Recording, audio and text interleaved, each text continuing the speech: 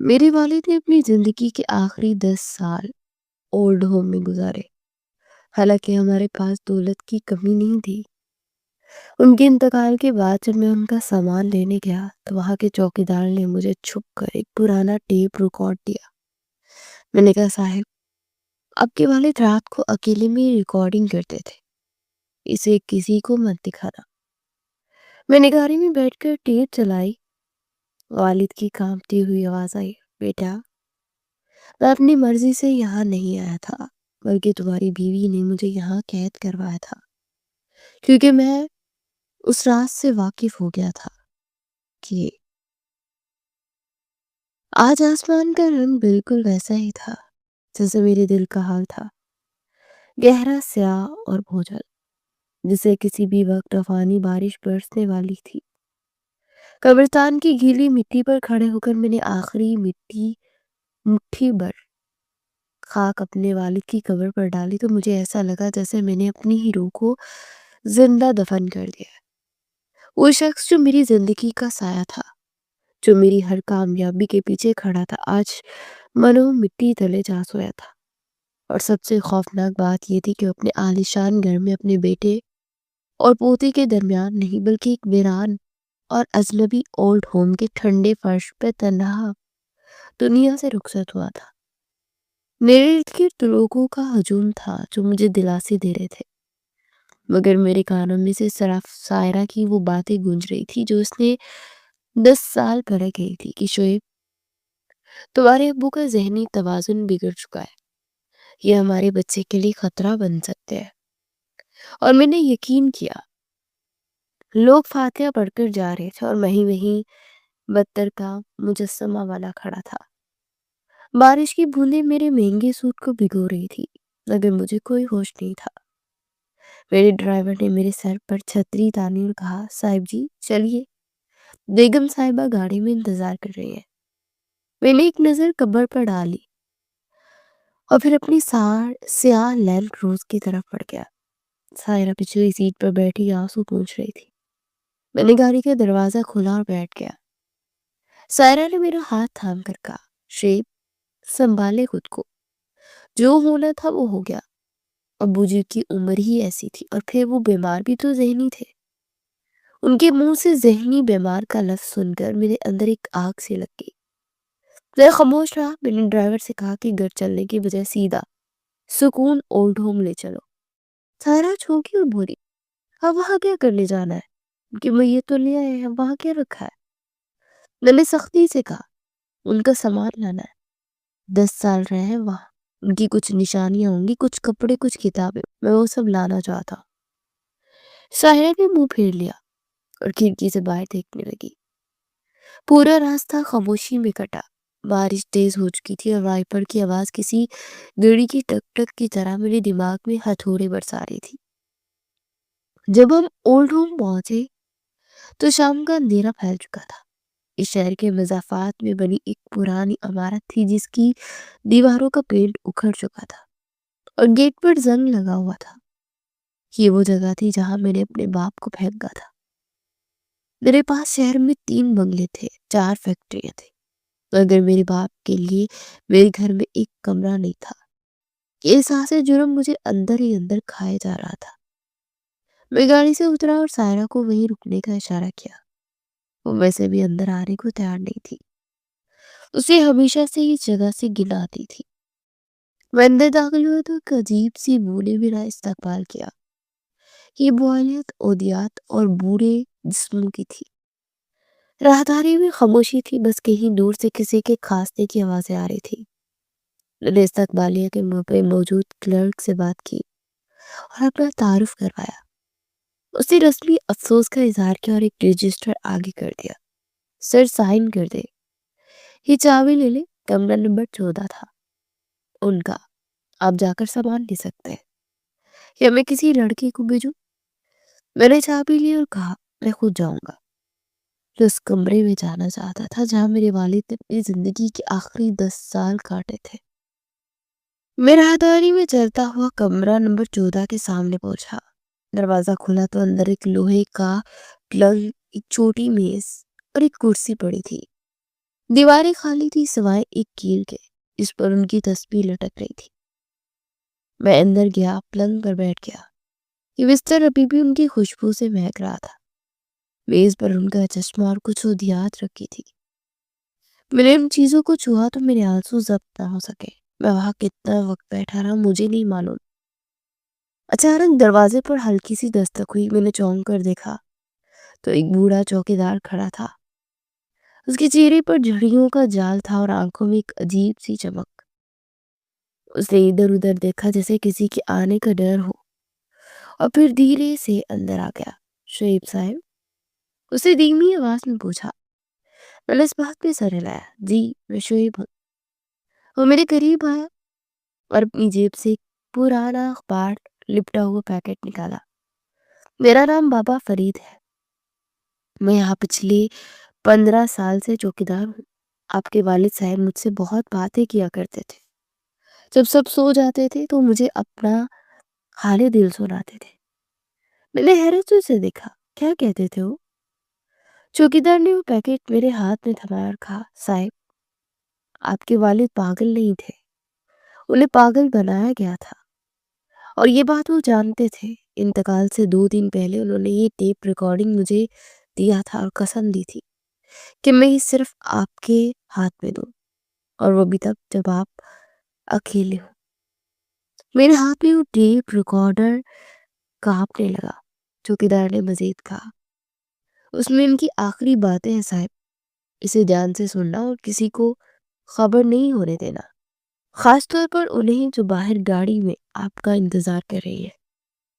یہ کہہ کر چوکیدار تیزی سے باہر نکل گیا جیسے اسے اپنی نوکری جانے کا ڈر ہو۔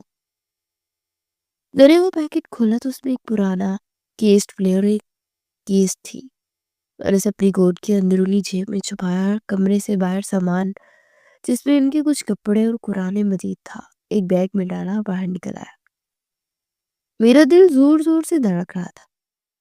سائرہ گاڑی میں موبائل پر مصروف تھی۔ مجھے دیکھ کر بولی، اتنی دیر لگا دی، چلے اب مجھے بھوک لگی ہے، ڈنر باہر کر لیں گے۔ مجھے اس کی بے حسی پر شدید غصہ آیا، مگر میں نے ضبط کیا اور کہا، نہیں، گھر چلتے ہیں، میری طبیعت ٹھیک نہیں ہے۔ راستے پر میں خاموش رہا۔ میرا ہاتھ بار بار کوٹ کی جیب کو چھو رہا تھا جہاں ٹیپ موجود تھی۔ گھر پہنچ کر میں نے سائرہ کو کہا کہ تم سو جاؤ، میں ذرا اسٹڈی روم جا رہا ہوں، کچھ آفس کا کام ہے۔ سائرہ نے کندھے اچکائے اور اپنے کمرے میں چلی گئی۔ میں اپنے اسٹڈی روم میں آیا، دروازہ لاک کیا، لائٹ مدم کی، میں نے کانپتے ہاتھوں سے وہ ٹیپ ریکارڈ میز پر رکھا اور پلے کا بٹن دبایا۔ ٹیپ گھومنے لگی۔ کچھ سیکنڈ کی سرسراہٹ کے بعد ایک جانی پہچانی کھانستی ہوئی آواز گونجی جسے سن کر میرا کلیجہ منہ کو آ گیا۔ السلام علیکم بیٹا شعیب، اگر تم یہ آواز سن رہے تو اس کا مطلب ہے میں اب اس دنیا میں نہیں رہا اور تم میرا سامان لینے اس کے خانے میں آئے ہو۔ والد کی آواز کمزور تھی اور اس میں ایک ایسا درد تھا جو الفاظ میں بیان نہیں ہو سکتا تھا۔ وہ سانس لینے کے لیے رکے اور پھر بولے، بیٹا، میں جانتا ہوں تم مجھے پاگل سمجھتے رہے ہو، تم سمجھتے ہو کہ بڑھاپے نے میرے دماغ پر اثر کر دیا تھا، اس لیے میں بہکی بہکی باتیں کرتا تھا، اس لیے تمہاری بیوی نے مجھے مشورہ دیا کہ مجھے اولڈ ہوم بھیج دینا ہی بہتر ہے تاکہ تمہارا بیٹا زیان مجھ سے محفوظ رہے۔ ٹیپ میں ایک لمبی خاموشی تھی، شاید وہ رو رہے تھے۔ پھر آواز دوبارہ شروع ہوئی، لیکن بیٹا، سچ یہ نہیں ہے، سچ وہ ہے جو تمہیں دکھایا گیا ہے، سچ وہ ہے جو میں نے دیکھا اور جس کی سزا میں نے 10 سال کاٹی۔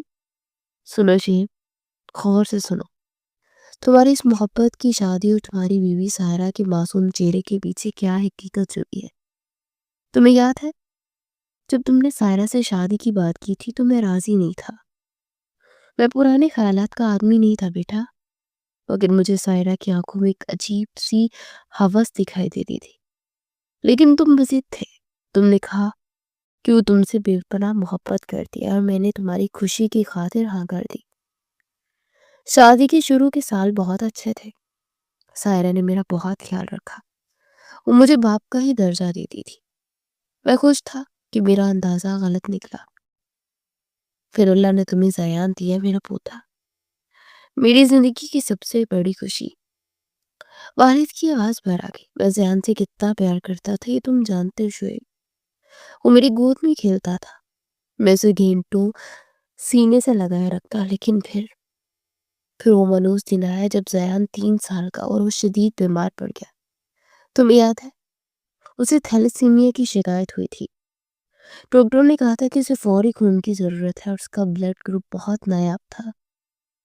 میں ہسپتال میں موجود تھا، تم پریشان تھے اور سائرہ کا رویہ اس دن بہت عجیب تھا۔ وہ گھبرائی ہوئی تھی، وہ نہیں چاہتی تھی کہ خاندان کا کوئی بھی فرد زیان کے لیے ٹیسٹ کروائے۔ وہ بجد تھی کہ بلڈ بینک سے خون منگوایا جائے، حالانکہ میں اور تم دونوں خون دینے کے لیے تیار تھے۔ مجھے اس کی یہ گھبراہٹ سمجھ نہیں آ رہی تھی۔ میں نے سوچا شاید ممتا کی وجہ سے پریشان ہے، لیکن اس کی آنکھوں میں جو خوف تھا وہ ممتا کا نہیں، وہ پکڑے جانے کا خوف تھا۔ میں اسٹڈی روم میں بیٹھا یہ سب سن رہا تھا اور میرے ماتھے پر پسینہ آ رہا تھا۔ مجھے وہ دن اچھی طرح یاد تھا۔ زیان کی طبیعت بگڑ گئی تھی اور سائرہ واقعی بہت عجیب برتاؤ کر رہی تھی۔ اسے ڈاکٹر سے لڑنا شروع کر دیا کہ ہم پرائیویٹ بلڈ بینک سے خون لیں گے، فیملی ڈونرز کا رسک نہیں لیں گے۔ والد کی آواز دوبارہ گونجی۔ خیر خون کا انتظام ہو گیا، زیان بچ گیا، لیکن اس دن میرے دل میں ایک شک کا بیج بویا گیا۔ میں نے نوٹ کیا کہ سائرہ مجھ سے اور زیان سے نظریں چرانے لگی ہے۔ وہ کوشش کرتی تھی کہ زیان میرے پاس کم سے کم رہے۔ وہ اکثر کہتی تھی ابا جی اسے مت چھوئے، آپ کے ہاتھ گندے ہیں، یا ابا جی اسے انفیکشن ہو جائے گا۔ میں نے سوچا شاید وہ صفائی پسند زیادہ ہو گئی ہے، لیکن پھر میں نے تحقیق شروع کی۔ میں پرانی فائلوں کو ٹٹولنے لگا۔ میں نے تمہارے اور سائرہ کے کچھ پرانے کاغذات ڈھونڈنے شروع کیے۔ مجھے کچھ نہیں ملا، لیکن سائرہ کی چھٹی بہت تیز تھی۔ اسے اندازہ ہو گیا کہ میں کچھ ڈھونڈ رہا ہوں، اور پھر اس نے وہ کھیل شروع کیا جس کا اختتام میری اس اولڈ ہوم میں ہوا۔ اسے تمہیں میرے خلاف کرنا شروع کیا، چھوٹی چھوٹی باتوں پر ہنگامہ کرنا کہ ابا جی نے مجھے گالی دی ہے یا ابا جی نے دیواروں سے باتیں کرتے ہیں۔ تمہیں یاد ہے ایک رات تم گھر آئے تو سائرہ رو رہی تھی اور اس کے ہاتھ پر خراشیں تھی۔ اس نے کہا تھا کہ میں نے اس پر حملہ کیا ہے۔ شوئے بیٹا، میں تو اپنے کمرے میں سو رہا تھا۔ وہ خراشیں اس نے خود لگائی تھی تاکہ تمہیں یقین دلا سکے کہ میں پاگل اور پرتشدد ہو چکا ہوں، اور تم نے مجھ سے سوال تک نہیں کیا۔ تم نے بس اتنا کہا کہ بابا آپ علاج کروائے۔ وہ میرے لیے موت کا لمحہ تھا۔ ٹیپ ریکارڈر کی آواز میں درد بڑھتا جا رہا تھا اور میں کرسی میں دھنس رہا تھا۔ میرا ضمیر مجھے کوڑے مار رہا تھا۔ واقعی مجھے یاد تھا وہ دن جب میں نے بابا پر چیخا تھا اور انہوں نے مجھے حیرت اور دکھ سے دیکھا تھا۔ انہوں نے ایک لفظ نہیں کہا تھا، بس ان کی آنکھوں سے آنسو بہہ نکلے تھے۔ خیر بیٹا، میں نے ہار نہیں مانی۔ میں جاننا چاہتا تھا کہ سائرہ آخر چھپا کیا رہی ہے، کیونکہ وہ زیان کو مجھ سے دور رکھتی ہے، کیونکہ وہ میڈیکل ہسٹری کے نام سے بھڑک اٹھتی تھی۔ پھر ایک دن جب آفس میں تھے تم اور سائرہ اپنی دوستوں کے ساتھ باہر گئی تھی، میں نے اس کی الماری کی تلاشی لینے کا فیصلہ کیا۔ مجھے معلوم تھا یہ غلط ہے، لیکن میرے پوتے کی زندگی اور میرے بیٹے کے مستقبل کا سوال تھا۔ الماری کے سب سے نچلے خانے میں پرانے کپڑے کے نیچے مجھے ایک فائل ملی۔ یہ زیان کی پیدائش کی فائل نہیں تھی، بلکہ اس سے پہلے کی کچھ رپورٹس تھی جو سائرہ نے شادی سے پہلے کروائی تھی، اور کچھ خطوط بھی تھے۔ میں نے وہ خط پڑھے تو میرے پیروں تلے سے زمین نکل گئی۔ ان خطوط میں ایک نام بار بار آ رہا تھا جسے پڑھ کر میرے پیروں تلے سے زمین نکل گئی تھی۔ میں نے وہ ثبوت اپنی جیب میں ڈال لیا اور سوچا کہ شام کو تمہیں سب سچ بتا دوں گا، لیکن میری بدقسمتی کی سائرہ وقت سے پہلے گھر آ گئی۔ اسے مجھے میرے کمرے سے نکلتے دیکھ لیا اور میرے ہاتھ میں وہ فائل بھی دیکھ لی۔ उस वक्त उसका चेहरा देखने वाला था। वो मासूम सायरा नहीं थी, वो कोई चुड़ैल लग रही थी। उसने मुझ पर झपट्टा मारकर वो फाइल छीनने की कोशिश की और धक्कम पेल में मैं गिर गया और मेरा सर मेज के कोने से टकराया। मेरी आंखों के सामने अंधेरा छा गया। जब मुझे होश आया तो मैं अस्पताल में था और तुम मेरे सराहने खड़े थे और डॉक्टर कह रहा था कि चोट की वजह से इनके दिमागी आसाब मुतासर हुए। ये अब नॉर्मल नहीं रहे। ये भी सायरा की साजिश थी। उसे डॉक्टर को खरीद लिया था या फिर मेरी चोट को बहाना बना दिया था। मैं चीख चीख कर तुम्हें बताना चाहता था कि मैंने क्या देखा है, लेकिन मेरी जुबान लड़खड़ा गई और याद के असर ने मुझे बेबस कर दिया था। और तुम मुझे तर्स भरी नजरों से देख रहे थे, जैसे मैं कोई काबिल रहम पागल हूँ। मेरी आंखों से आंसुओं की झड़ी लग गई। मैं अपने दोनों हाथों से मुंह छुपाकर रोने लगा। या अल्लाह, मैंने ये क्या किया? मैं अपने बाप की सच्चाई को पागलपन समझा। मैं कितना बड़ा मुजरिम हूँ। मैंने टेप को पोज किया और कमरे में टहलने लगा। बाहर तूफान आ चुका था।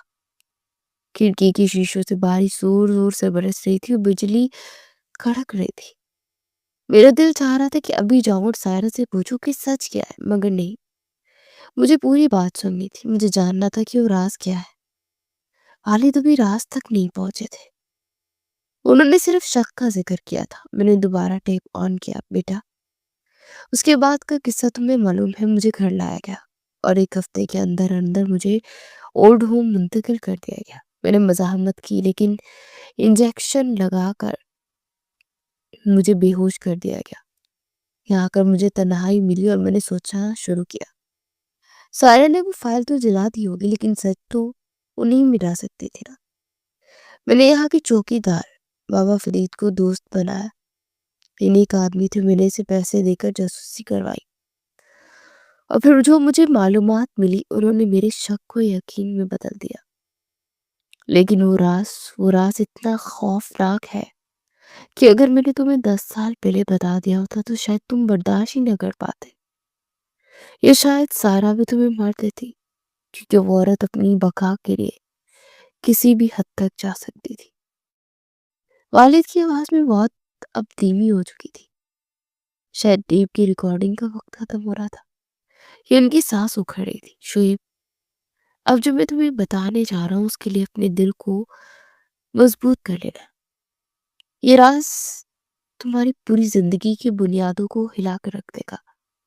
मैंने अपनी जिंदगी के आखिरी दिन सिर्फ इस सबूत को इकट्ठा करने में गुजारे ताकि मैं मरने से पहले तुम्हें इस फ्रेब से आजाद कर सकूं जो तुम पिछली 15 साल से जी रहे हो।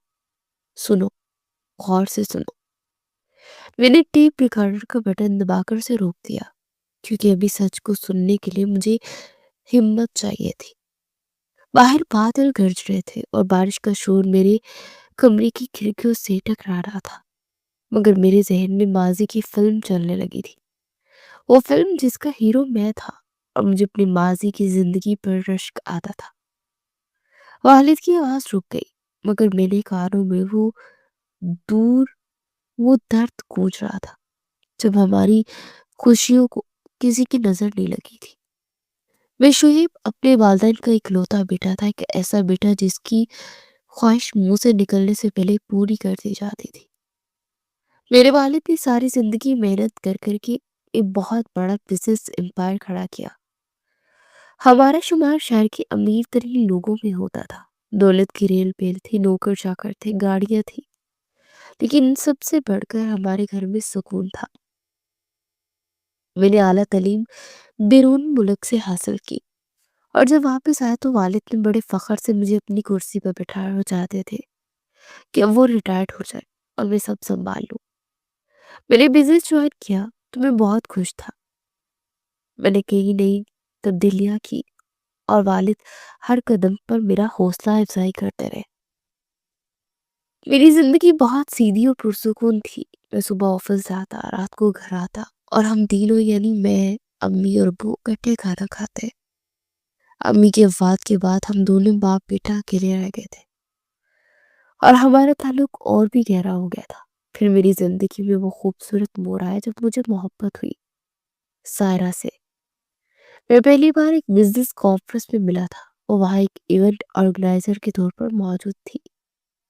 اس کی شخصیت میں ایک تلسم تھا کہ میں کھنچا چلا گیا۔ وہ خوبصورت تھی، بااعتماد تھی اور بات کرنے کا ایسا سلیقہ رکھتی تھی کہ سننے والا اس کا گرویدہ ہو جائے۔ ہماری پہلی ملاقات رسمی تھی، مگر پھر ہم اکثر ملنے لگے۔ کافی شاپس پر لمبی باتیں ہوتی۔ وہ مجھے اپنی جدوجہد کی کہانیاں سناتی کہ کیسے وہ ایک عام گھرانے سے اٹھ کر اپنی محنت کے بل بوتے پر یہاں تک پہنچی ہے۔ مجھے اس کی ہمت اور سادگی بہت پسند آئی۔ میں اس کی محبت میں گرفتار ہو گیا اور میں نے فیصلہ کر لیا کہ میں اسی سے شادی کروں گا۔ جب میں نے والد سے ذکر کیا تو وہ شروع سے تھوڑا ہچکچائے۔ انہوں نے کہا، شعیب بیٹا، خاندان اور سٹیٹس کا فرق بہت ہے کہ تمہیں بعد میں مشکل نہ ہو۔ مگر میں نے ان کی ایک نہ سنی۔ میں نے کہا، آپ کو اس سے مل کر اندازہ ہوگا کہ وہ کتنی سلجھی ہوئی لڑکی ہے۔ خیر، میری ضد اور محبت کے آگے والد مان گئے اور بڑی دھوم دھام سے میری اور سائرہ کی شادی ہوگی۔ سائرہ نے گھر آتے ہی جیسے جادو کر دیا۔ اسے سب کا دل جیت لیا۔ وہ ابو کا اس قدر خیال رکھتی کہ مجھے بھی رشک آتا۔ وہ صبح اٹھ کر ان کا ناشتہ خود بناتی۔ ان دوائیوں کا چارٹ اسے اپنے کمرے میں لگایا ہوا تھا۔ بہت خوش تھا کہ میری زندگی مکمل ہو گئی۔ مجھے ایک بہترین شریک حیات مل گئی تھی۔ شادی کے کچھ عرصے بعد میری بزنس میں وسعت ہوئی اور کام کا بوجھ بڑھ گیا۔ مجھے ایک قابل اعتماد پارٹنر کی ضرورت پڑی۔ تب میری ملاقات آصف سے ہوئی۔ آصف ایک بہت ہی شارپ مائنڈ اور ہوشیار بزنس مین تھا۔ اس کے پاس انویسٹمنٹ تو کم تھی، مگر آئیڈیاز بہت شاندار تھے۔ میں نے اسے اپنا پارٹنر بنا لیا۔ آصف کا ہمارے گھر آنا جانا شروع ہو گیا۔ وہ بہت خوش اخلاق اور محفل میں جان ڈال دیتا تھا۔ سائرہ بھی اس کی بہت عزت کرتی تھی اور اسے بھائیوں کی طرح ٹریٹ کرتی تھی۔ آصف اکثر ہمارے گھر ڈنر پر آتا اور ہم تینوں گھنٹوں بزنس اور زندگی پر باتیں کرتے۔ مجھے لگتا تھا میری فیملی اور میرا بزنس دونوں بہترین ہاتھوں میں ہے۔ شادی کے بعد سائرہ بھی آفس میں تھوڑی دلچسپی لینا شروع ہو گئی۔ وہ اکثر دوپہر میں میرے لیے لنچ لے کر آفس آ جاتی۔ وہ کہتی کہ گھر میں اکیلی بور ہو جاتی ہوں اور ابو جی آرام کر رہے ہوتے ہیں، اس لیے آپ لوگوں کے ساتھ وقت گزارنے آ گئی۔ وہ گھنٹوں آفس میں بیٹھتی، کبھی میرے کیبن میں اور کبھی آصف کے کیبن میں جا کر بزنس کی باریکیاں سمجھتی۔ مجھے اس بات کی خوشی ہوتی کہ میری بیوی اتنی ذہین ہے اور میرے کام میں میرا ہاتھ بٹانا چاہتی ہے۔ آصف بھی اس کی بہت تعریف کرتا کہ بھابھی کا بزنس مائنڈ بہت تیز ہے۔ زندگی بہت حسین لگ رہی تھی، مگر پھر اچانک ہماری خوشیوں کو گرہن لگ گیا۔ ایک دن آصف آفس نہیں آیا۔ میں نے اسے کال کی، فون بند تھا۔ میں نے سوچا شاید کسی ایمرجنسی میں ہوگا، مگر 2 دن تک اس کا کوئی سراغ نہیں ملا۔ پھر اچانک بینک سے کال آئی کہ کمپنی کے اکاؤنٹ سے بڑی رقم منتقل ہوئی ہے۔ میرے پیروں تلے سے زمین نکل گئی۔ میں نے تحقیق کی تو پتہ چلا کہ آصف نے میرے اعتماد کا خون کیا ہے۔ اس نے میرے جعلی دستخط کر کے کمپنی کے کروڑوں روپے اپنے نام کروا لیے اور وہ ملک سے فرار ہو چکا ہے۔ یہ میرے لیے بہت بڑا دھچکا تھا۔ مجھے مالی نقصان سے زیادہ اس دھوکے کا دکھ تھا جو میرے ایک عزیز دوست نے دیا تھا، جس پر میں نے آنکھیں بند کر کے بھروسہ کیا تھا۔ میں شدید ڈپریشن میں چلا گیا۔ مجھے لگتا تھا میں برباد ہو گیا ہوں، لیکن اس مشکل ترین وقت میں سائرہ نے میرے لیے ایک مضبوط چٹان بن کے میرا ساتھ دیا۔ اسے مجھے ٹوٹنے نہیں دیا۔ اس نے میرے آنسو پوچھے اور کہا، شعیب، دولت آنی جانی چیز ہے، آپ ہمت نہ ہاریں، میں آپ کے ساتھ ہوں، ہم دوبارہ محنت کریں گے اور سب ٹھیک ہو جائے گا۔ اس کا رویہ اتنا ہمدردانہ اور مخلصانہ تھا کہ میری نظر میں اس کا مقام اور بھی بلند ہو گیا۔ مجھے یقین ہو گیا کہ دنیا ادھر کی ادھر ہو جائے، ساحرہ میرا ساتھ کبھی نہیں چھوڑے گی۔ انہیں دونوں اللہ نے ہمیں ایک اور خوشخبری دی جس نے میرے سارے غم بھلا دیے۔ سائرہ امید سے تھی۔ یہ خبر سنتے ہی گھر میں خوشیوں کی شادیانے بجنے لگے۔ والد صاحب تو جیسے جوان ہو گئے۔ وہ پوتے کی امید پر اپنی بیماری بھول گئے۔ دن رات آنے والے مہمانوں کی تیاری میں لگ گئے۔ 9 مہینے بعد زیان ہماری زندگی میں آیا۔ زیان گورا چٹا اور خوبصورت۔ اس کی پیدائش نے گھر کا نقشہ بدل دیا تھا۔ ابو تو زیان کو گود سے اتارتے ہی نہیں تھے۔ وہ کہتے تھے کہ یہ میرے خاندان کا وارث ہے۔ سائرہ بھی ایک بہترین ماں ثابت ہوئی۔ وہ زیان اور ابو دونوں کا بہت خیال رکھتی تھی۔ لیکن زیان کی پیدائش کے بعد کچھ پیچیدگیاں ہوئی اور ڈاکٹر نے بتایا کہ سائرہ مزید ماں نہیں بن سکتی، اور یہ خبر ہمارے لیے اداس کن تھی۔ مگر سائرہ نے بہت صبر سے کام لیا اور کہا کہ اللہ کی مرضی یہی ہے، ہمارے لیے زیان ہی کافی ہے۔ ہم نے اپنی پوری توجہ زیان پر مرکوز کر دی۔ سال گزر گئے اور زیان بڑا ہونے لگا۔ سب کچھ ٹھیک چل رہا تھا، مگر پھر آہستہ آہستہ ایک نیا مسئلہ سر اٹھانے لگا۔ والد صاحب کی طبیعت میں کچھ عجیب تبدیلیاں آنے لگی تھی۔ شروع میں یہ بہت معمولی باتیں تھیں جن پر میرا دھیان نہیں گیا۔ سائرہ اکثر مجھے بتاتی کہ ابو جی آج کل چیزیں رکھ کر بھول جاتے ہیں، یا کبھی کبھی وہ زیان کو پہچان نہیں پاتے۔ میں نے سوچا عمر کا تقاضا ہے، لیکن پھر واقعات بڑھنے لگے۔ سائرہ بہت پریشان رہنے لگی۔ مجھے بتاتی کہ شعیب، ابو جی رات کو اٹھ کر میرے کمرے میں گھومتے رہتے ہیں اور کبھی خود سے باتیں بھی کرتے ہیں۔ مجھے ڈر لگتا ہے، اور کہیں سیڑھیوں سے گر نہ جائے یا خود کو چوٹ نہ لگا لے۔ اس کے لہجے میں والد کے لیے شدید فکر مندی ہوتی۔ ایک دن میں نے آفس سے گھر آیا تو سائرہ رو رہی تھی۔ اس نے بتایا کہ ابو جی نے گیس کھلی چھوڑ دی تھی۔ اگر وہ وقت پر نہ دیکھتی تو آج پورا گھر جل جاتا۔ وہ خوف سے کانپ رہی تھی۔ میں نے والد سے پوچھا تو بالکل لا علم تھے۔ انہیں یاد ہی نہیں تھا کہ وہ کچن میں گئے۔ مجھے احساس ہوا کہ ان کی یادداشت میں واقعی بہت کمزوری ہو گئی ہے۔ پھر زیان کے ساتھ چھوٹے چھوٹے حادثات ہونے لگے۔ کبھی زیان روتا ہوا تھا کہ دادا نے مجھے زور سے پکڑا یا ڈانٹا۔ سائرہ ہمیشہ بیچ بچاؤ کرواتی اور زیان کو سمجھاتی کہ بیٹا دادا بیمار ہے، ان کی بات کو برا نہیں مانتے۔ سائرہ کی یہ برداشت دیکھ کر مجھے اس پر پیار آتا کہ وہ میرے بیمار باپ کی حرکتوں کو کتنا درگزر کر رہی ہے۔ میں نے ڈاکٹر کو دکھایا تو سائرہ نے جو علامات بتائی، ڈاکٹر نے اس کی تصدیق کی اور کہا کہ یہ ڈیمنشیا اور بڑھی ہوئی عمر کا نفسیاتی اثر ہے، جس میں مریض اپنے جذبات پر قابو نہیں رکھ پاتا اور کبھی کبھی پرتشدد بھی ہو سکتا ہے۔ ڈاکٹر کی باتیں سن کر میں مزید پریشان ہو گیا۔ میں اپنے باپ پر ترس بھی مجھے آتا تھا اور زیان کی فکر بھی کھائے جا رہی تھی۔ پھر وہ آخری واقعہ ہوا جس نے مجھے انتہائی قدم اٹھانے پر مجبور کر دیا۔ ایک رات اچانک سائرہ کی چیخوں سے میری آنکھ کھلی۔ میں بھاگا والد کے کمرے میں گیا تو دیکھا کہ سائرہ کونے میں دبکی ہوئی ہے اور والد کے ہاتھ میں ایک باری گلدان ہے اور وہ غصے میں کچھ بڑبڑا رہے ہیں۔ سائرہ رو رہی تھی اور کہہ رہی تھی کہ شعیب انہیں کچھ مت کر رہا ہے، یہ ہوش پہ نہیں ہے۔ میں نے والد کے ہاتھ سے گلدان لیا اور بستر پر لٹایا۔ سائرہ نے مجھے بتایا کہ وہ بس انہیں دوائی دینے آئی تھی کہ اچانک انہوں نے حملہ کر دیا۔ سائرہ اس رات بہت ڈری ہوئی تھی۔ اس نے کہا شعیب آج تو میں بچ گئی، لیکن کل کو اگر انہوں نے زیان کو نقصان پہنچایا تو ہم کیا کریں گے؟ وہ روتے ہوئے کہہ رہی تھی کہ میں ابو کی خدمت کرنا چاہتی ہوں، مگر اب مجھے ان سے ڈر لگنے لگا ہے۔ مجھے زیان کے لیے ڈر لگتا ہے۔ میں ساری رات سوچتا رہا۔ مجھے والد سے بہت محبت تھی، میں نے گھر سے نہیں نکالنا چاہتا تھا، مگر دوسری طرف میرا معصوم بیٹا اور بیوی تھے جن کی جان کو خطرہ تھا۔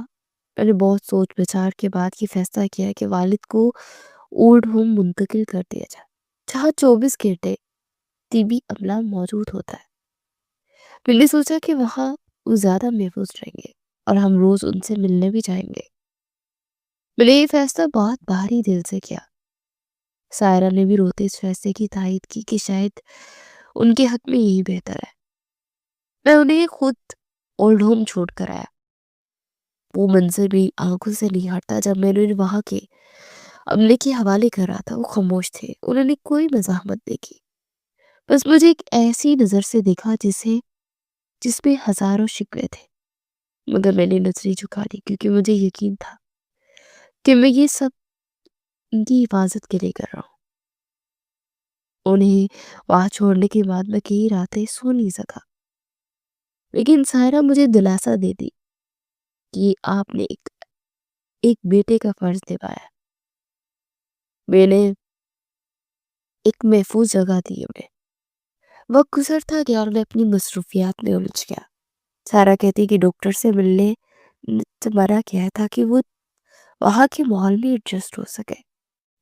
और मैं सारा की बात मान लेता क्योंकि मुझे उसकी नीयत पर कभी शक ही नहीं हुआ। मुझे लगता था कि जो भी वो कह रही है डॉक्टर्स के मशवरे से कह रही है। और फिर आज वो मनहूस घड़ी आ गई जब उनका इंतकाल हो गया और मैं उनका सामान लेने गया और मुझे ये टेप मिली। मैंने एक गहरा सांस लिया और अपने ख्यालात के भंवर से बाहर निकला। मेरे सामने वही टेप रिकॉर्डर पड़ा था। मैंने अभी सिर्फ पहला हिस्सा सुना था जिसमें उन्होंने सारा पर शक का इजहार किया था, मगर मेरा दिल अभी भी ये मानने को तैयार नहीं था कि मेरी वफाशुआर बीवी ऐसी साजिश कर सकती है। वो तो फरिश्ता थी। उसने तो हर कदम पर मेरा साथ दिया था। फिर अब्बू ऐसा क्यों कह रहे थे? क्या वाकई उनका ज़हनी तवाज़ुन बिगड़ गया था? या फिर सायरा की मासूमियत के पीछे कोई ऐसा चेहरा था जो मैंने 15 साल में नहीं देखा था? मेरे हाथ कांप रहे थे और दिल की धड़कनें बेतरतीब थी। मैंने हिम्मत मुजतमा की और कांपते हाथों से दोबारा प्ले किया, बटन दबा दिया ताकि मैं जान सकूं कि वो कौन सा राज है जिसकी कीमत मेरे बाप ने अपनी जान और 10 साल की कैद से चुकाई है। टेप गूंजने लगी और वालिद की लरजती हुई आवाज दोबारा कमरे में खामोशी को छीनने लगी थी। टेप रिकॉर्डर की चिटचिटाती आवाज में वालिद का लहजा अब गम से ज्यादा गुस्से और बेबसी की तस्वीर बन चुका था। उनकी हर सांस के साथ मेरा दिल मुट्ठी में भीजता जा रहा था। कमरे में होका आलम था और बाहर तूफानी बारिश का शोर किसी मातम की तरह लग रहा था। वालिद की आवाज दोबारा हो गई, शुएब सुनो, गौर से सुनो। वो राज जिसने मुझे मेरे ही घर में बेघर किया और जिसकी कीमत मैंने अपने जिंदगी के आखिरी 10 साल तन्हाई में गुजार कर चुका है। वो कोई मामूली राज नहीं था। तुम्हें लगता है कि सायरा तुमसे मिलने से पहले सिर्फ एक वर्किंग वूमेन थी और आसिफ सिर्फ तुम्हारा बिजनेस पार्टनर था? नहीं बेटा, ये सदी का सबसे बड़ा झूठ था जो तुम जी रहे थे। हकीकत ये है कि सायरा और आसिफ एक दूसरे को तुमसे बहुत पहले जानते थे। वो यूनिवर्सिटी के ज़माने से एक दूसरे के आशिक थे। उनकी मोहब्बत की दास्तान बहुत पुरानी और गहरी थी, लेकिन दोनों के पास एक चीज़ की कमी थी और वो थी दौलत। वो दोनों ही अमीर बनने के ख्वाब देखते थे और उस ख्वाब को पूरा करने के लिए उन्होंने तुम्हें चुना। सारा ने तुमसे शादी मेरी मुखालफत के बावजूद मोहब्बत के लिए नहीं की थी, बल्कि आसिफ के कहने पर की थी, ताकि वो तुम्हारी दौलत पर काबिज हो सके। फिर आसिफ को पार्टनर बनाना भी इसी साजिश का हिस्सा था, ताकि वो तुम्हारा बिजनेस लूट सके और जब चाहे यहाँ से फरार हो सके। मगर शुएब, सबसे होलनाक बात ये नहीं है कि उन्होंने तुम्हारा पैसा लूटा। पैसा तो आनी जानी चीज है, कमाया जाता है। लेकिन सबसे खौफनाक और लड़जाखेज सच ये है कि जयान, वो बच्चा जिसे तुम अपनी जान से ज्यादा अजीज समझते हो, तुम्हारा खून नहीं है। वालिद की आवाज बाहर आ गई और वो बुरी तरह खांसने लगे, जैसे उनके सीने में बहुत बोझ हो। मेरे कमरे में सुनाटा छा गया, ऐसा सुनाटा जो कब्रिस्तान में होता है। मुझे लगा मेरे दिल की धड़कन रुक गई। हाँ शुएब, जैन तुम्हारा नहीं बल्कि आसिफ का बेटा है। सायरा तुम्हारे निकाह में होने के बावजूद आसिफ से मिलती रही। उनका नाजायज ताल्लुक शादी के बाद भी खत्म नहीं हुआ। मुझे इस बात का शक तब हुआ जब मैंने जियान की आदतें और शक्ल सूरत आसिफ से मिलती देखी। مگر یقین تب ہوا جب وہ رات، منحوس رات جب آصف فرار ہوا تھا۔ اس سے کچھ دیر پہلے میں پانی پینے کچن میں گیا تو میں نے پچھلے باغ کی طرف سے کچھ آوازیں سنی۔ میں چھپ کر گیا تو دیکھا کہ سائرہ اور آصف وہاں کھڑے بحث کر رہے تھے۔ میں نے سائرہ کو روتے ہوئے کہتے سنا کہ آصف تم اکیلے نہیں جا سکتے، سیان تمہارا خون ہے، اگر تم چلے گے تو میں شعیب کے ساتھ اکیلی یہ بوجھ نہیں اٹھا سکوں گی، میں اسے کیسے پالوں گی جب میرا دل تمہارے ساتھ ہے۔ اور آصف نے ہنس کر اس کا مذاق اڑاتے ہوئے کہا کہ یہ بوجھ شعیب کو اٹھانے دو، جیسے وہ میرا بزنس کا بوجھ اٹھانا ہے، وہ اسے اپنا بیٹا سمجھتا ہے، اسے سمجھنے دو، ہم بعد میں ملیں گے۔ یہ الفاظ میرے کانوں میں پگھلا ہوا سیسا بن کر اترے۔ میرے پاس کوئی تحریری ثبوت نہیں تھا کیونکہ وہ بہت چالاک ہے، لیکن میری آنکھیں اور کان جھوٹ نہیں بول سکتے تھے۔ میں نے جب سارا کو بتایا کہ میں سب جان چکا ہوں تو اس نے مجھے دھمکی دی کہ اگر میں نے زبان کھولی تو وہ زیان کو لے کر غائب ہو جائے گی یا مجھے پاگل ثابت کر دے گی، اور اس نے وہی کیا۔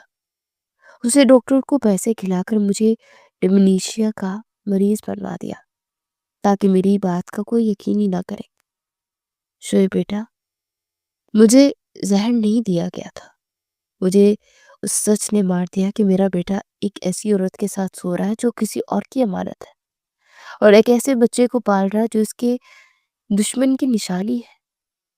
میری آخری نصیحت یہ ہے کہ جذبات میں مت آنا، سائرہ بہت شاطر ہے، وہ مکر جائے گی، تمہیں پکا ثبوت چاہیے ہوگا، اور وہ ثبوت زیان کے خون میں ہے۔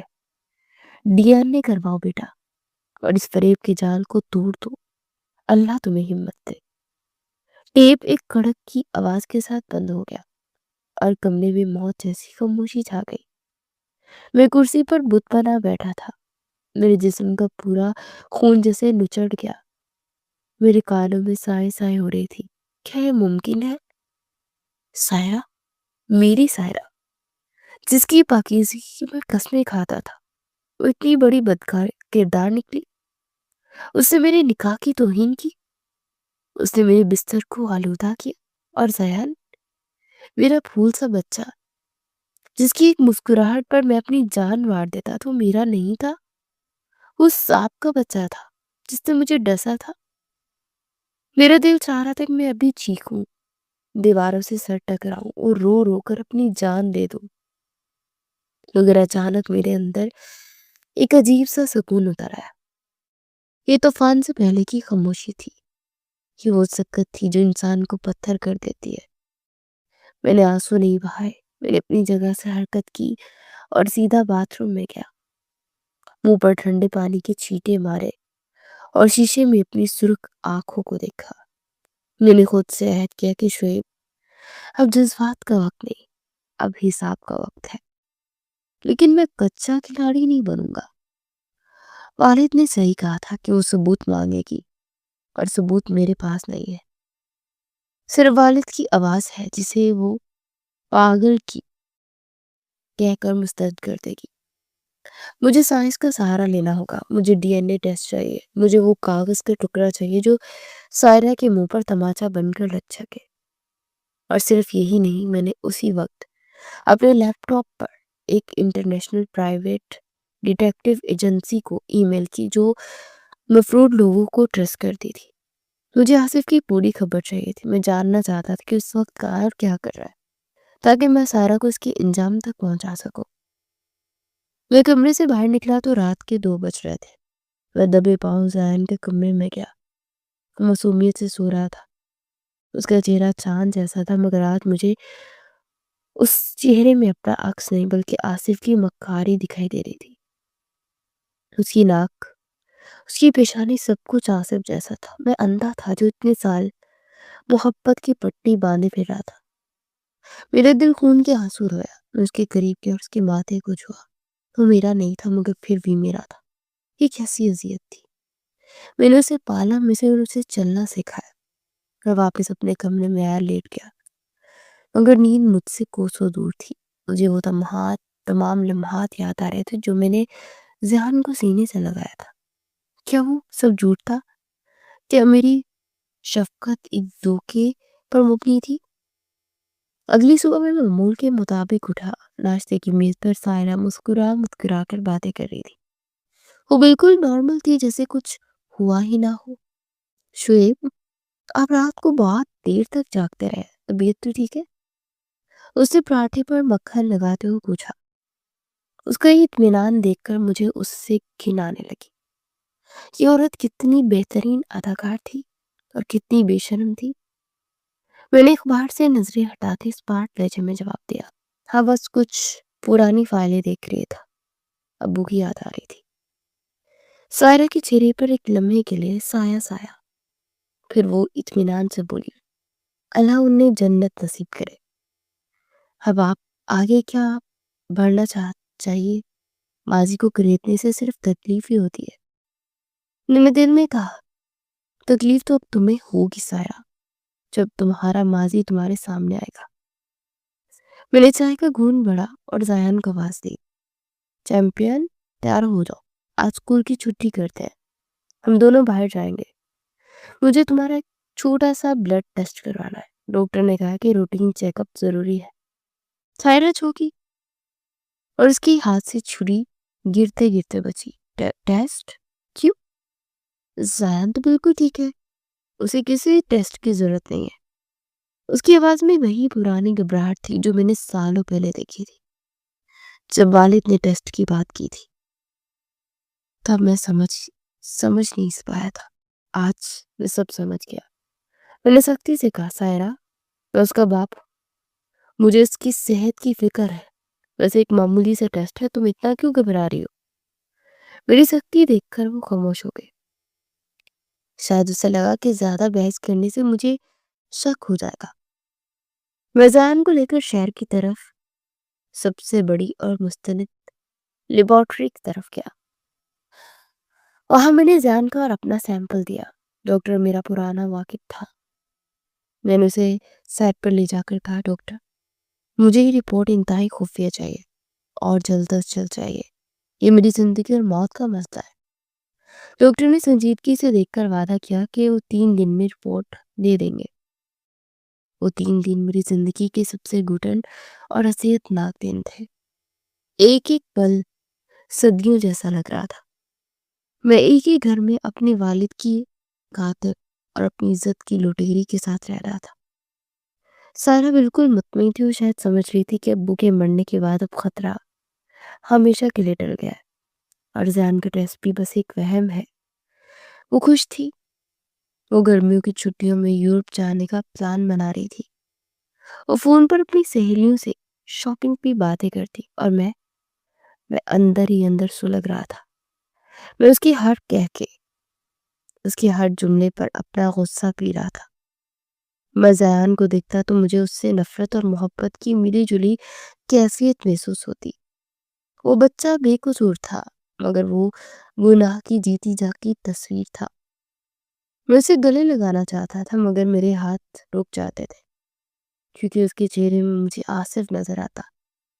ان 3 دنوں میں مجھے والد کی روح ہر جگہ محسوس ہوتی، جسے وہ مجھے کہہ رہے ہو کہ ہمت نہ ہارنا شعیب، ثابت قدم رہنا، حق کی فتح ہوگی۔ آخرکار تیسرا دن آ گیا۔ میری ای میل پر 2 نوٹیفیکیشن آئے۔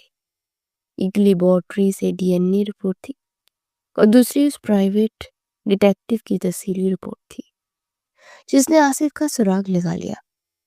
میں آفس میں بیٹھا تھا جب میں نے وہ دونوں رپورٹس کھولی۔ ڈی این اے رپورٹ کے الفاظ سائنسی تھے، مگر ان کا مفہوم بہت واضح تھا، احتیاطی باپ، خارج از امکان، یعنی شان میرا بیٹا نہیں تھا۔ رپورٹ میں 0% میچ تھا۔ میرے سینے سے ایک ہولناک چیخ نکلتے رہ کے میری آنکھوں کے سامنے اندھیرا چھا گیا۔ تو یہ سچ تھا، میرے باپ نے سچ کہا تھا کہ میرے 15 سالہ ازدواجی زندگی ایک جھوٹ کا پلندہ تھی۔ میں بانج نہیں تھا، بلکہ مجھے دھوکے میں رکھا گیا۔ وہ عورت میرے ساتھ رہتے ہوئے بھی آصف کی تھی، اور پھر میں نے دوسری رپورٹ دیکھی جس میں آصف کی موجودہ زندگی کی تفصیلات اور تصویر تھی۔ ان تفصیلات میرے دماغ میں نیا منصوبہ بنا دیا۔ میں نے گاڑی کے سٹرنگ زور سے پیٹا اور پھر سر سٹرنگ پر رکھ کر پھوٹ کر رویا۔ ان تمام سالوں کا دکھ جو میں نے زیان کو اپنا خون سمجھ کر پالا تھا، آج ناسور بن کر بہہ نکلا۔ لیکن پھر غصے کی لہر نے میرے آنسو خشک کر دیے۔ اب رونے کا وقت نہیں تھا، اب انصاف کا وقت تھا۔ میں نے گاڑی سٹارٹ کی۔ اب واپسی کا راستہ نہیں تھا، اب صرف انجام باقی تھا۔ جب میں گھر پہنچا تو شام ہو چکی تھی۔ گھر میں خاموشی تھی، سائرہ لاؤنج میں بیٹھی ٹی وی دیکھ رہی تھی اور زیان اپنے کھلونوں سے کھیل رہا تھا۔ مجھے اندر داخل ہوتے کہ سائرہ مسکرائی۔ آ گیا، چائے لاؤں؟ اس کی مسکراہٹ مجھے زہر لگی۔ میں نے کوئی جواب نہیں دیا اور سیدھا اس کے سامنے جا کر کھڑا ہو گیا۔ میری آنکھوں میں دیکھ کر اس کی مسکراہٹ سمٹ گئی۔ کیا ہوا شعیب؟ آپ ایسے کیوں گھور رہے ہیں؟ میں نے اپنی جیب سے وہ ڈی این اے رپورٹ نکالی اور اس کے منہ پر دے ماری۔ کاغذ ہوا میں لہراتے اس کے قدموں میں جا گرے۔ یہ کیا ہے؟ اس نے کانپتی آواز میں پوچھا۔ یہ تمہاری بد کرداری کا ثبوت ہے سائرہ۔ میں نے دہاڑ کر کہا، پڑھو اسے۔ اس میں لکھا ہے کہ زیان میرا بیٹا نہیں ہے۔ اس میں لکھا ہے کہ تم پچھلے 15 سال سے میرے بستر پر آصف کی امانت بن کر سوتی رہی ہو۔ سائرہ کا رنگ ہلدی کی طرح پیلا پڑ گیا۔ اس نے کاغذ اٹھایا اور پڑھتے ہوئے اس کے ہاتھ کانپنے لگے۔ یہ غلط ہے شعیب، یہ رپورٹ جھوٹی ہے۔ وہ ہکلائی۔ جھوٹی رپورٹ؟ میں نے طنزیہ ہنسی۔ سائنس جھوٹ نہیں بولتی سارا، اور میرے باپ کی زبان بھی جھوٹی نہیں تھی جو تم نے بند کروا دی تھی۔ میں سب جان چکا ہوں، مجھے سب پتہ چل گیا ہے کہ تم اور آصف یونیورسٹی کے زمانے سے عاشق تھے۔ مجھے پتہ ہے کہ تم نے شادی صرف میری دولت کے لیے کی تھی۔ تم نے میرے باپ کو اولڈ ہوم بچوایا کیونکہ وہ تمہاری اور آصف کی باتیں سن چکے تھے۔ تم نے ثبوت نہیں چھوڑے تھے نا، لیکن خون کا ثبوت کیسے مٹاؤ گی؟ سائرہ اب میرے پاؤں میں گر گئی اور رو رہی تھی، گڑگڑا رہی تھی۔ شعیب مجھے معاف کر دو، میں بہک گئی تھی۔ آصف نے مجھے ورغلایا۔ میں اب سدھر گئی ہوں، میں صرف آپ کی ہوں۔ زیان کو مت چھوڑے، وہ تو معصوم ہے، اس کا کیا قصور؟ وہ تو آپ سے محبت کرتا ہے۔ یہ سن کر میرا دل ٹکڑے ٹکڑے ہو گیا۔ میں نے زیان کی طرف دیکھا جو شور سن کر ڈر گیا تھا اور کونے میں کھڑا تھا۔ میری آنکھوں میں آنسو آ گئے۔ میں نے سائرہ سے کہا، ہاں سائرہ، اس کا کوئی قصور نہیں ہے، اور سچ تو یہ ہے کہ میں بھی اس سے محبت کرتا ہوں، شاید اپنی جان سے بھی زیادہ۔ میری آواز بھر آ گئی، لیکن میں اسے اپنے پاس نہیں رکھ سکتا، کیونکہ جب میں اسے دیکھوں گا مجھے تمہاری خیانت اور آصف کا دھوکہ یاد آئے گا۔ یہ بچہ اس گناہ کی نشانی ہے جو تم نے کیا۔ میں ایک ایسے بچے کی پرورش نہیں کر سکتا جس کی رگوں میں اس شخص کا خون دوڑا ہو جس نے مجھے اور میرے باپ کو برباد کیا۔ زیان آصف کا خون ہے، اور یہ آصف اور تمہاری ذمہ داری ہے، میری نہیں۔ میں نے ایک لمحے کو رک کر اپنی سانس بحال کی اور کہا، میں اس جھوٹ کے ساتھ ایک لمحہ مزید نہیں رہ سکتا۔ سائرہ بنت اسلم، میں تمہیں طلاق دیتا ہوں، طلاق دیتا ہوں، طلاق دیتا ہوں۔ میرے الفاظ کمرے میں گونجے تو سائرہ پتھر کی ہوگی۔ اب تم میرے لیے اجنبی ہو، ابھی اور اسی وقت میرے گھر سے نکل جاؤ، اپنے اس بیٹے کو بھی لے کر۔ سائرہ نے آنسو پوچھے اور کھڑی ہو گئی۔ اس کی آنکھوں میں اب ندامت کی جگہ غصہ تھا۔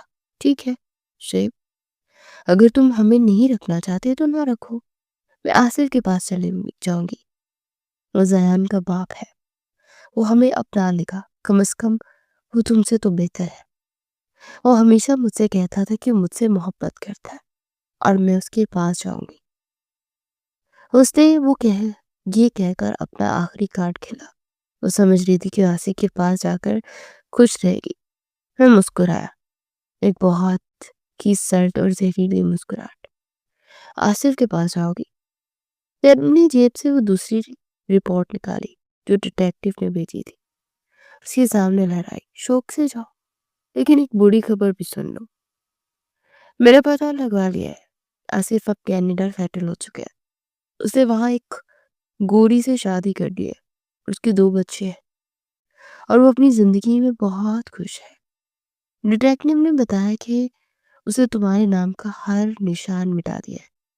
वो तुम्हें कभी नहीं अपनाएगा क्योंकि तुम उसके लिए सिर्फ एक इस्तेमाल शुदा मोहरा थी जिसके जरिए उसने दौलत कमाई और फरार हो गया और कभी वापस नहीं आएगा और ना तुम्हें वहां बुलाएगा। ये देखो तस्वीर। मैंने तस्वीरें उसके सामने फेंकी जिसमें आसिफ अपनी नई फैमिली के साथ हंस रहा था। ये देखना था कि सायरा जमीन पर बैठ गई जैसे उसकी रीढ़ की हड्डी में हड्डी निकाल ली गई हो। उसकी आंखों में अब मुकम्मल मायूसी थी। उसका आखिरी सहारा भी टूट चुका था। ये झूठ है। वो बुड़बुड़ाई। ये सच है सायरा। अब तुम आजाद हो। जाओ उस आसिफ के पास जाओ जो तुम्हें पहचानता भी नहीं, या फिर सड़क को पढ़ो, मुझे कोई परवाह नहीं है। निकल जाओ मेरे घर से। मैंने दरवाजा खुला, बाहर की तरफ इशारा किया। सायरा ने लड़खड़ाते कदमों से जान का हाथ थामा। जान रोता हो मेरी तरफ। बाबा, बाबा। वो मुझसे लिपटना चाहता था। मेरा दिल चाहा कि उसे सीने से लगा लूं और कभी ना छोड़ूं, मगर मेरे सामने आसिफ का चेहरा आ गया। मैंने सख्ती से खुद को रोका, रुख मोड़ लिया। जाओ बेटा, अपनी माँ के साथ जाओ। मेरी आवाज कांप रही थी। सारा जानती थी कि मैं अब उसे एक पल भी बर्दाश्त नहीं करूंगा। वो रोते हुए जायान को लेकर उस आलीशान घर से निकली जहाँ उसने राज करने के लिए ख्वाब देखे थे। मैंने उनके निकलते ही दरवाजा जोर से बंद कर दिया और कुंडी लगा दी, जैसे मैंने अपनी जिंदगी का एक दर्दनाक बाप बंद कर दिया। घर खाली हो गया, बिल्कुल वीरान। मैंने वहीं दरवाजे के साथ लगकर नीचे बैठ गया और फूट फूट कर रो दिया। मैंने आज अपना सब कुछ खो दिया था। मेरा घर पाक तो हो गया था, मगर इस सफाई की कीमत मैंने अपनी मोहब्बत यानी जान को खोकर चुकाई थी। बाहरी बारिश तेज हो गई थी और मैं अकेला था, बिल्कुल अकेला। मगर मेरा ज़मीर मुतमईन था, तो मैंने अपने बाप के कातिलों को उनके इंजाम तक पहुंचा दिया था।